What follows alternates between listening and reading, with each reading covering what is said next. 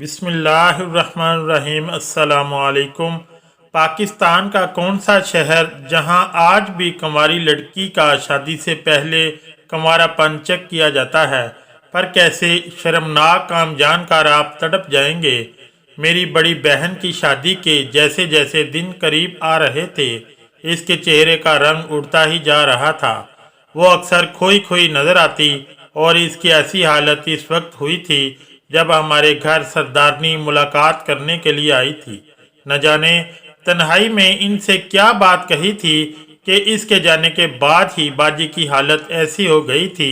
मैंने बहुत दफ़ा पूछा, बाजी क्या बात है, क्यों परेशान हो, लेकिन वो कोई जवाब ही ना देती। पहले मुझे लगा शायद अपनी रुखसती का सोचकर फिक्रमंद है, लेकिन एक बार मैंने जब इसे फूट फूट कर रोते हुए देखा तो मुझे लगा कि बात कुछ और है। क्या सरदारनी ने बाजी से कुछ कहा है?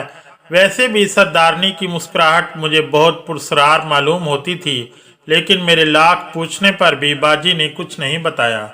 बाजी ने हंसना बोलना खाना पीना सब कुछ छोड़ दिया था। इलाके की औरतें गाना गाने रक्स करने हमारे घर आती, लेकिन बाजी का तो इन सब चीज़ों में दिल नहीं लगता था। जबकि बाजी तो वो थी जो दूसरों की शादी पर भी खूब हंगामा करती थी।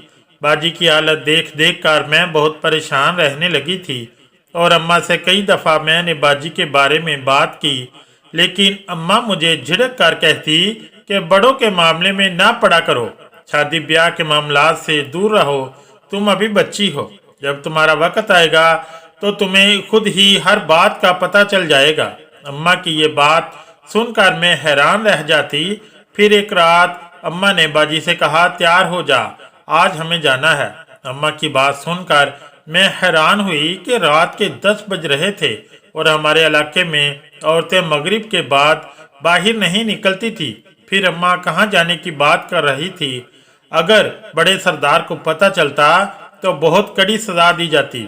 इससे पहले कि मैं अम्मा से पूछती कि वो बाजी के साथ कहाँ जा रही हैं, बाजी ज़ारो कतार रोने लगी और अम्मा से कहने लगी, मैं नहीं जाऊंगी, आपके साथ मुझे कहीं नहीं जाना, मुझे बहुत डर लग रहा है। अम्मा ने बाजी को प्यार से पुचकारा और कहने लगी, ऐसा भी क्या हो गया है, हर लड़की जाती है, तू कौन सा अनोखी है, चल जल्दी से बाहर आ जाओ। अम्मा बाजी को बुरका पकड़ा कर बाहर निकल गई तो मैंने हैरत से बाजी से पूछा कि अम्मा आपके साथ इतनी रात को कहाँ जा रही है। बाजी मेरे गले लग गई और सिसक सिसक के रोने लगी और बाजी का रोना मुझसे बर्दाश्त नहीं हो रहा था। बाजी कमरे से बाहर ना निकली तो अम्मा दोबारा अंदर आई और गुस्से में कहने लगी, रानी तूने अजीब तमाशा लगाया हुआ है, चल जल्दी। अम्मा बाजी को ज़बरदस्ती घसीटती हुई ले गई और मैं परेशानी से इनकी वापसी का इंतज़ार करने लगी। आज से पहले कभी ऐसा नहीं हुआ था कि हमारे घर से अम्मा और बाजी रात के वक्त कहीं निकले हों, और ना ही हमारे इलाके में इस बात की इजाज़त थी, जहां बहुत ज़्यादा औरतों पर सख्ती हुआ करती थी और हमें तो बहुत खौफ महसूस हो रहा था। घंटे पे घंटा गुजरता गया, लेकिन अम्मा और बाजी लौट कर ना आई और फिर फजर की आज़ानों पर बाजी और अम्मा घर लौटी तो मेरी जान में जान आई, लेकिन साथ ही बाजी की हालत ने मेरे होश उड़ा दिए। बाजी का चेहरा रो रो कर सुर्ख हो चुका था और इनकी चाल में भी लंगड़ाहट नजर आ रही थी, और जैसे ही उन्होंने अपना बुर्का उतारा इनके कपड़े मुझे जगह जगह से खून आलूद नजर आए। मैंने घबरा कर बाजी से पूछा, ये क्या है, आप कहाँ गई थी? लेकिन बाजी की जगह अम्मा ने मेरे सवाल का जवाब दिया और कहने लगी, कंवारी लड़कियां ऐसे सवाल नहीं करती, जब तेरी बारी आएगी तुझे खुद पता चल जाएगा, और खबरदार तूने कोई भी बात अपनी किसी सहेली को बताई तो अम्मा मुझे धमकी देकर कमरे से निकल गई और मेरी नज़र बाजी के चेहरे पर ठहर गई। ऐसा लग रहा था जैसे वो किसी क़यामत से गुजर कर आई है। बाजी ने कोई बात ना की और कपड़े बदल के सोने के लिए लेट गई, लेकिन मैं अच्छी तरह जानती थी कि मेरी बहन हरगिज़ भी सो नहीं रही, इसका वजूद सिसकियां भर रहा था तो, और मैं इस बात को महसूस कर रही थी। अम्मा बाजी को लेकर कहाँ गई थी और बाजी के साथ क्या हुआ था, ये ऐसे सवाल थे जिन्होंने मेरी नींद उड़ा कर रख दी थी। इस रात के बाद बाजी का एक अलग ही रूप देखा और इनकी जुबान को ताला लग गया था। वो बाजी जो पहले शादी को लेकर बहुत खुश थी, अब इसके चेहरे पर खुशी का कोई तासुर नजर नहीं आ रहा था और मेरे और बाजी के दरमियान 2 साल का ही फर्क था। वो हर बात मुझे बताया करती थी, लेकिन पहली बार ऐसा हुआ था जब बाजी ने मुझसे कुछ नहीं कहा, जबकि मैं ये बात अच्छी तरह जानती थी कि बाजी के साथ कुछ गलत हुआ है। रुखसती के वक्त बाजी मेरे गले लगी तो रो रो कर कहने लगी, क्या तुम शादी से पहले किसी रस्म की भेंट ना चढ़ना। बाजी के बाद मुझे समझ नहीं आई और वो हमेशा के लिए चली गई। हमारे इलाके में लड़की की शादी होने का मतलब यही था कि वो सिवाय दुख और खुशी के कभी पलट कर अपने मैके नहीं आती थी। बाजी दूसरे इलाके रुखसत होकर गई थी। इनकी शादी के बाद इनकी शक्ल देखने के लिए किसी खुशी या गमी का इंतज़ार करना होगा। बाजी के जाने के बाद जब मैं तन्हा हुई तो मुझे बाजी का फूट फूट कर रोना याद आता। पता नहीं क्या बात थी जो इन्हें इस कदर तकलीफ पहुंचा रही थी। अम्मा इन्हें कहाँ लेकर गई थी, ये बात राज रह गई थी। मैंने कई दफ़ा बातों बातों में अम्मा से जानना चाहा, लेकिन अम्मा बहुत आसानी से बात पलट देती। बाजी की शादी के 2 महीने बाद ही मेरी सहेली की शादी का वक्त आया, तो वो भी पहले पहल तो बहुत खुश थी, लेकिन जैसे जैसे शादी के दिन करीब आने लगे मैंने इसके चेहरे को भी पीला पड़ता देखा। मैं जब भी अपनी सहेली के पास जाती और इससे पूछती, फरजाना तुझे क्या हो गया है, अच्छी भली तो थी, अब क्या परेशानी है, वो खामोश रहती, कुछ ना बोलती, कभी कभी तो रोने लग जाती। और फिर जब इसकी शादी वाले दिन मैं इसके घर गई तो मुझे इसका चेहरा बिल्कुल बदला हुआ मालूम हुआ। ना चेहरे पे कोई खुशी थी, ना ही कोई रंग। ऐसा लग रहा था जैसे वो बिल्कुल खत्म हो चुकी हो। इसे हलाया और पूछा, फरजाना क्या बात है, तू शादी से खुश नहीं? तो मेरे गले लग गई और बिल्कुल ऐसे ही रोई जैसे बाजी रोई थी। मेरा दिल दहल गया। क्या हो रहा था जिसके बारे में मुझे कुछ इल्म नहीं था। जब इसने मुझे कुछ नहीं बताया तो मैंने इसकी अम्मा से पूछा, चाची क्या बात है, इसे क्या हो गया है? मेरी बात सुनकर चाची हंसी और कहने लगी, सब लड़कियां ऐसी नहीं होती, रुखसती के दिन इन्हें अपने माँ बाप की फिक्र सताने लगती है। मैंने फरजाना को तसल्ली दी, लेकिन इसने मुझे बहुत अजीब सी बात कही कि कभी तू शादी न करना, हमारे इलाके में शादी करना भी गुनाह है, तो ये गुनाह तू ना करना। इसकी बात मेरी समझ से बाहर थी। शादी एक सुन्नत अमल है और हर किसी को एक ना एक दिन करनी होती है। फिर वो मुझे ऐसी बात क्यों कह रही थी कि हमारे इलाके में शादी करना गुनाह है। मैं बहुत ज़्यादा उलझ गई थी और फिर मेरी पक्की सहेली भी आंसू बहाते रुखसत होकर चली गई। लेकिन कहीं न कहीं ये बात मेरे जहन में बैठ गई कि शादी से पहले इलाके में कुछ ऐसा ज़रूर होता है जो ठीक नहीं है।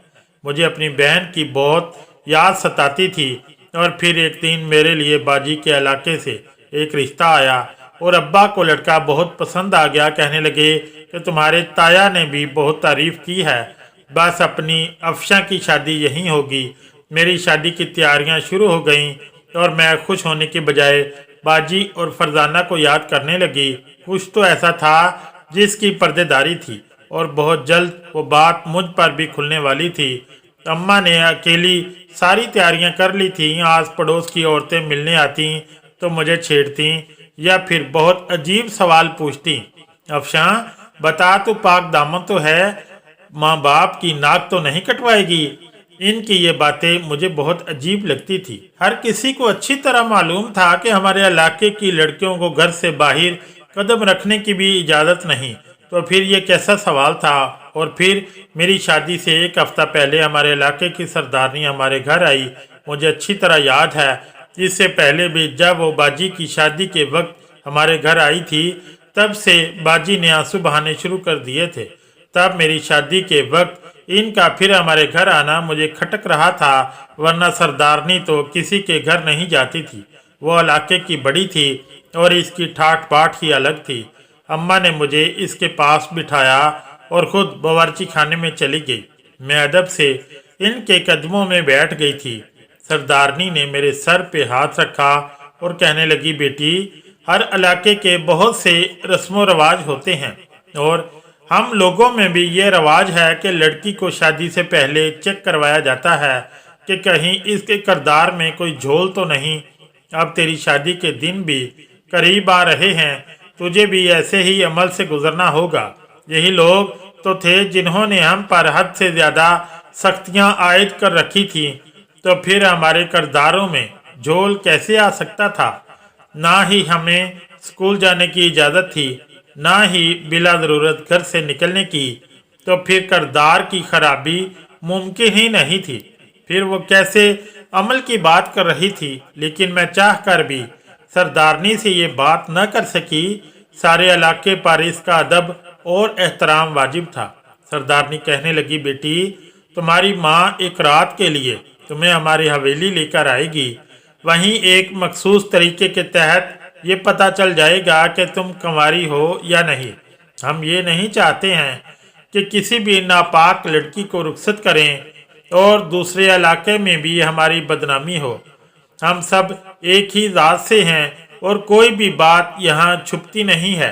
अगर तुमने कभी कोई गलत काम किया होगा तो वो तुम्हारे शोहर को पता चल जाएगा और फिर कभी भी कुछ भी ठीक नहीं होगा। दोनों इलाकों के दरमियान खाना जंगी का मंजर बन जाएगा। इसलिए हम पहले ही अपनी लड़कियों का कंवारापन खुद चेक करते हैं। सरदारनी की बात सुनकर मेरे होश उड़ गए। ये कैसी अजीब बात थी। शादी से पहले कौन कंवारेपन का चेकअप करवाता है, और फिर वो भी हमारे इलाके जैसी जगह पर। सरदारनी अपनी बात कहकर खामोश हो गई। मैंने बहुत खौफजदा होकर पूछा कि ये चेकअप किस तरह होगा। मेरी बात सुनकर सरदारनी हंसी और कहने लगी, परेशान ना हो, तुम्हें कोई तकलीफ नहीं होगी, लेकिन मुझे अचानक ही बाजी का खून आलू लिबास और चाल की लड़खड़ाहट याद आ गई थी। यकीनन ये खतरनाक अमल था। जब भी तो बाजी की ऐसी हालत हो गई थी और फरजाना के चेहरे की रंगत भी मुझे याद थी। अपनी रुखसती के वक्त समझ आ गया था शायद बाजी इसी रस्म की बात कर रही थी। सरदारनी मुझे अपनी हवेली आने का हुक्म सुनाकर चली गई, लेकिन इसके जाने के बाद मैंने अम्मा से साफ कह दिया कि मैं ऐसी किसी रस्म का हिस्सा नहीं बनूंगी। मैं पाक दामन हूँ और ये बात मेरे माँ बाप दोनों ही जानते हैं, तो फिर इस रस्म का क्या मतलब। अम्मा ने गुस्से में मुझे देखा और कहने लगी, क्या तू नहीं जानती कि हम सरदार के हुक्म के गुलाम हैं और ये रस्म सरदार की बनाई हुई है। सरदार ने खुद तेरा चेकअप करवाएगी और ये यहाँ का रवाज है। तेरी बहन ने भी बहुत ज़्यादा ड्रामा खड़ा किया था, अब तू कुछ ना करना। मैंने कहा, अम्मा, आपको बाजी की चाल याद नहीं। मेरी बात सुनकर अम्मा कहने लगी, हाँ बिल्कुल मुझे याद है और ऐसा ही होना चाहिए, क्योंकि यही कंवारेपन की निशानी है।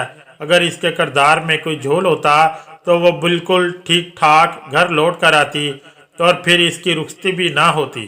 तूने बाजी नजमा को देखा है, वो बिल्कुल ठीक ठाक वापस लौटी थी और इसीलिए इसकी शादी टूट गई थी। पता नहीं इसने ऐसा क्यों किया था।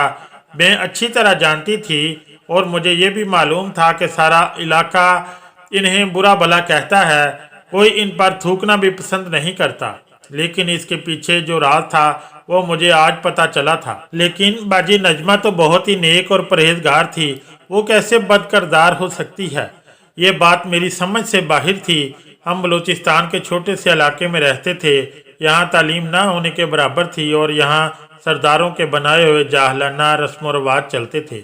बाजी नजमा भी ऐसी ही रस्म का शिकार होकर सारी जिंदगी तनहा गुजारने पे मजबूर थी।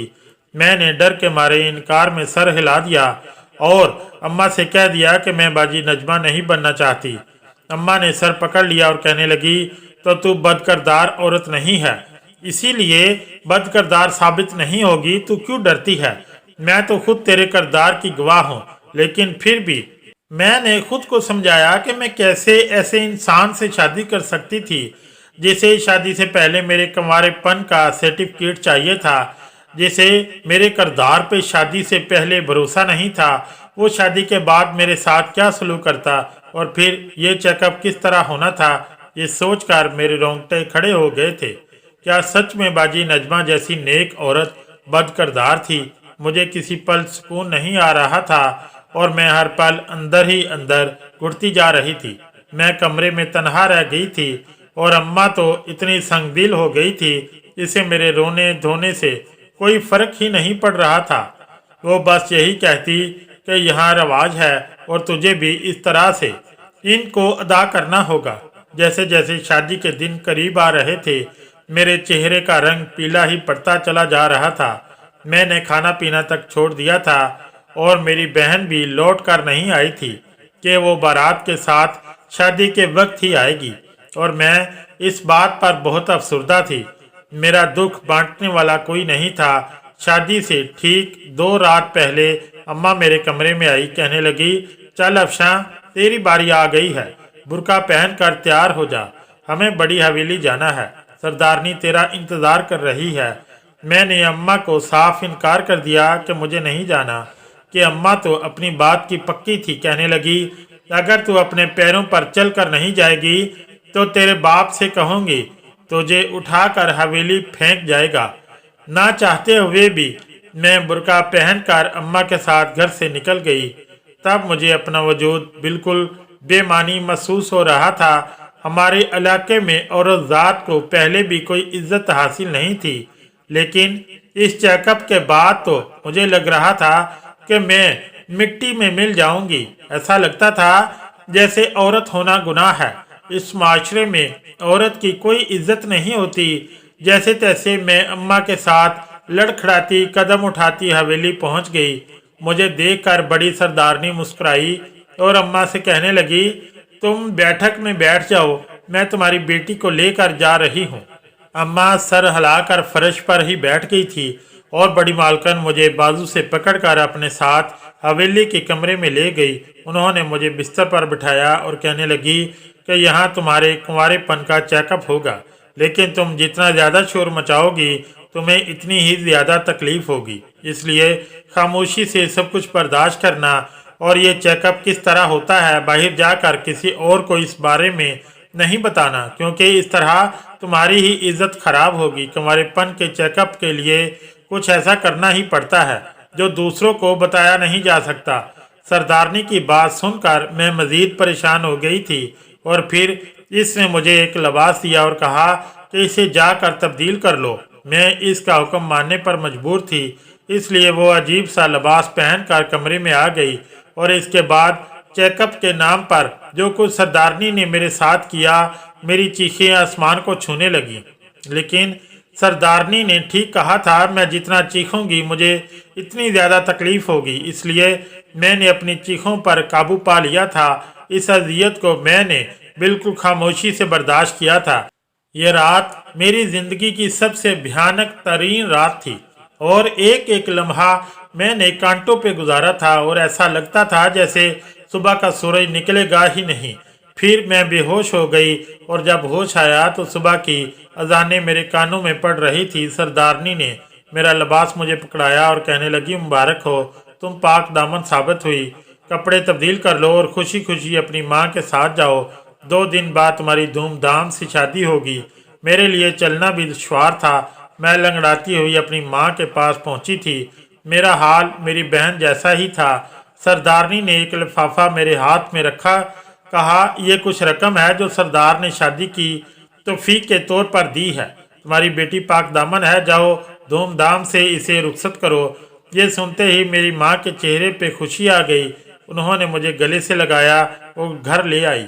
मेरी आंखों से मुस्तकिल आंसू बह रहे थे और मेरी माँ ने मुझ पर तवज्जो भी नहीं दी थी। वो अपने कमरे में मुझे आराम का कहकर चली गई, लेकिन अब आराम मेरी ज़िंदगी से हमेशा के लिए निकल गया था। ऐसी अजियत मैंने अपनी जान पर झेली थी कि शायद सारी ज़िंदगी में आंखें नहीं बंद कर सकती थी। जैसे तैसे आधा दिन गुजरा। मैंने अम्मा से कहा कि मैं पिछली गली वाली खाला के घर जाना चाहती हूँ, वहाँ मेरी दोस्त रेशम रहती थी। इसलिए अम्मा ने इनकार ना किया, कहने लगी, चली जा, लेकिन फिर शाम से कहीं बाहर ना निकलना, पता है ना तेरी शादी का दिन आ गया है। मैं खामोशी से घर से निकल गई, लेकिन मेरी मंजिल रेशमा का घर नहीं बल्कि मैं तो बाजी नजमा के घर की तरफ जा रही थी। मैं नहीं जानती थी कि मेरे कदम इस तरफ क्यों उठ रहे थे जहाँ सारा गांव थूकना भी पसंद नहीं करता था। जब मैं इनके घर में दाखिल हुई तो वो जाए नमाज पर थी। मैं इनके पास जा बैठी। खुद ब खुद मेरी आंखों से आंसू बह रहे थे। उन्होंने मेरे सर पे हाथ रखा। मैंने बस इनसे इतना ही कहा कि मैं रात कुंवारेपन का चेकअप करवा कर आई हूँ। ये सुनते ही इनके चेहरे का रंग उड़ गया। इनकी आंखों से आंसू बहने लगे। वो रोते हुए कहने लगी, मैं चाह कर भी इस इलाके की लड़कियों को नहीं बचा पाती। मैं क्या करूं? कोई मेरी बात पे यकीन नहीं करता। मैं जानती हूं कि रात तुम्हारे साथ क्या हुआ होगा। मेरे साथ भी कुछ ऐसा ही होने वाला था, लेकिन मैंने हिम्मत दिखाई और वहां से भाग निकली। इसलिए आज तक बदकिरदार होने का दाग अपने दामन पे सह रही हूँ। मुझे मालूम है सरदारनी ने कुंवारेपन के चेकअप के नाम पर तुम्हें अपने पागल बेटे के हवाले किया होगा और इसने तुम्हारे साथ अपनी हवस पूरी की होगी। वो औरत इतनी ही जालिम है। अपने पागल बेटे की तस्कीन के लिए गांव की मासूम लड़कियों को निशाना बनाती है और यहाँ की जाहिल औरतें और मर्द इस बात को समझ ही नहीं पाते। कोई नहीं जो जुल्म के खिलाफ आवाज उठा सके। मैं भी नहीं उठा सकी। बाजी नजमा ने मेरे सर पे हाथ रख कर दुआ दी और कहने लगी, मैं चाह कर भी तुम्हारे लिए कुछ नहीं कर सकती। फिर मैं चुपचाप घर लौट आई थी। मैंने एक नज़र अपनी भोली माँ को देखा जो सरदार और सरदारनी जैसे मक्कार लोगों के हाथों बेवकूफ़ बन रहे थे। वही नहीं बल्कि इलाके के सारे ही लोग इनके इशारों पर अंधे होकर नाच रहे थे और किसी को भी हकीकत दिखाई नहीं दे रही थी। 2 दिन बाद मेरी बारात आई। मैं भी खामोशी से रुखसत होकर दूसरे इलाके पहुंच गई।